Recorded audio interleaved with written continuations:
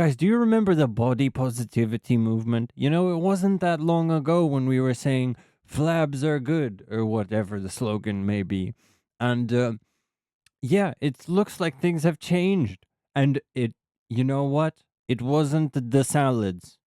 It wasn't jogging, running clubs, or anything like that, okay? It was medical interventions. Yes. You guys remember Lizzo? Well, Lizzo is thinno now, and she is not advocating for fat people anymore. And this is a video called Incredible How This Happened by what's this guy's name? Modernity, right? So let's see what he has to say about this. Incredible how the body positivity movement perished as soon as weight loss jabs became available. One of body positivity's biggest proponents, Amy Schumer, now looks like this, which is pretty ironic given that Schumer promoted fat pride to the point of making an entire movie about it. Oh my god, you see this? Yes. I'm beautiful! Then, as soon as Ozempic and Mounjaro became available, completely dropped all the body positivity rhetoric like a hot potato and lost all the weight. Many such cases. Rosie O'Donnell promoted body positivity, now calls Mounjaro a lifesaver. Lizzo, right? I was just saying Lizzo. And this is just the double standards, bro.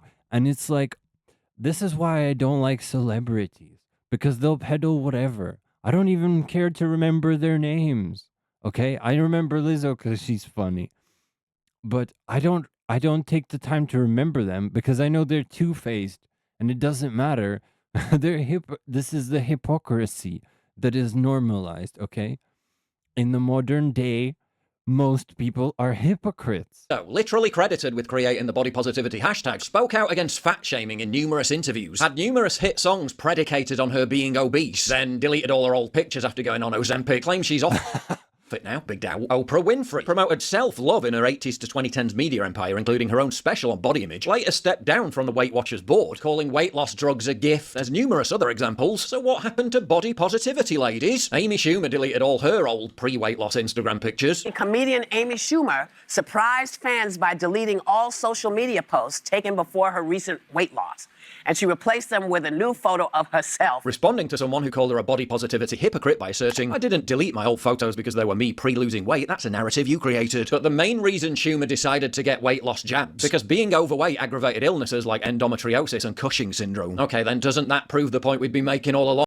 That is true. Yes, it is unhealthy to be overweight. Wow. What a what a thing that just suddenly apparently has been discovered. And it's really baffling that it's always the easiest thing to do, isn't it? It's always the easiest route that gets chosen.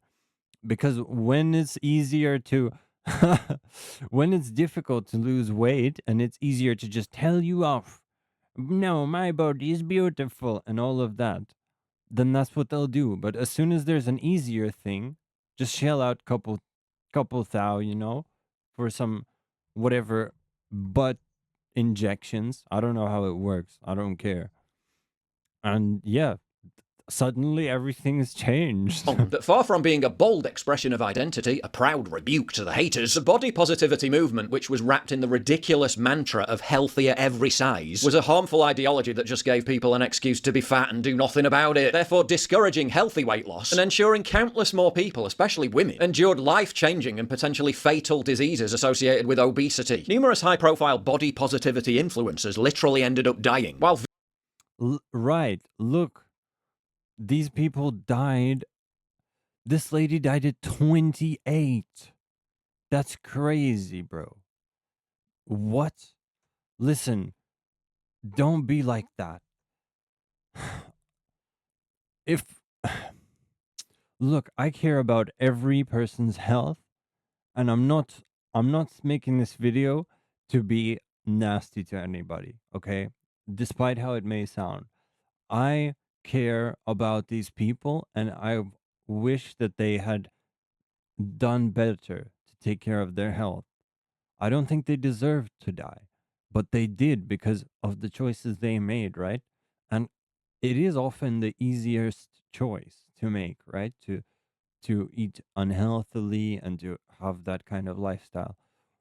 But you don't have to choose that. And the only person that can change anything is you. You're the only person that influences the situation. And you don't actually gain anything from shaming people into compliance. Like, if you get me to say that body positivity is great and it doesn't matter how much you weigh, that doesn't actually change the situation for anybody.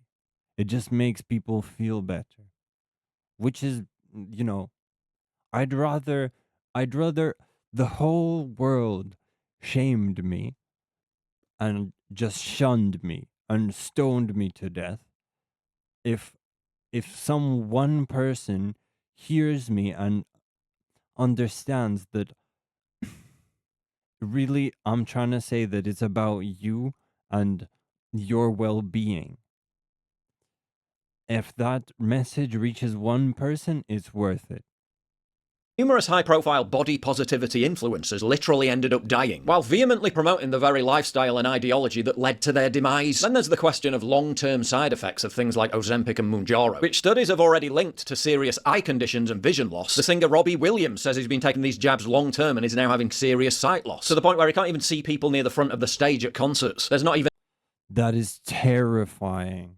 enough data for the long-term impact to be properly known. It feels like there's going to be some pretty big trade-offs once That's another thing. That's the thing, like when you choose these easy routes, it's not always easy. It may just seem easy. And another thing, I don't think pharma is reliable. I don't think big pharma is reliable like they say they are. I think that especially in the US, right? They're allowed to do whatever they want. Honestly, I think that the law doesn't apply to them anymore. fully understood. And I know there are people who have conditions that make it really hard for them to lose weight. But let's be honest, for the vast majority of people, they can still lose weight without resorting to the drastic measure of injecting themselves with these weird substances. It's called exercise. It's called not eating high sugar trash food. But hey, let's just call Ozempic the new body positivity. Same result, you don't have to get off your arse to do anything mildly physically arduous, when you can just artificially starve yourself instead. Are these weight loss drugs cheating? Feels like cheating to me. But for the likes of Schumer and other celebrities who aggressively promoted body positivity, labelled critics fat-phobic, and inspired a generation of young women to adopt severely unhealthy lifestyle. Yeah, you get the point. There's no shortcuts, really, is what the thing is here. The main central theme is there's no shortcuts, and pharma is not your friend, and anything worth getting is gotten through tremendous effort. That's been true for centuries. That's been true for all of human existence, okay? And even not human existence, even animals know that to get the nuts, you have to climb the tallest tree or whatever. So, yeah, that's going to be it for this video. Subscribe and leave a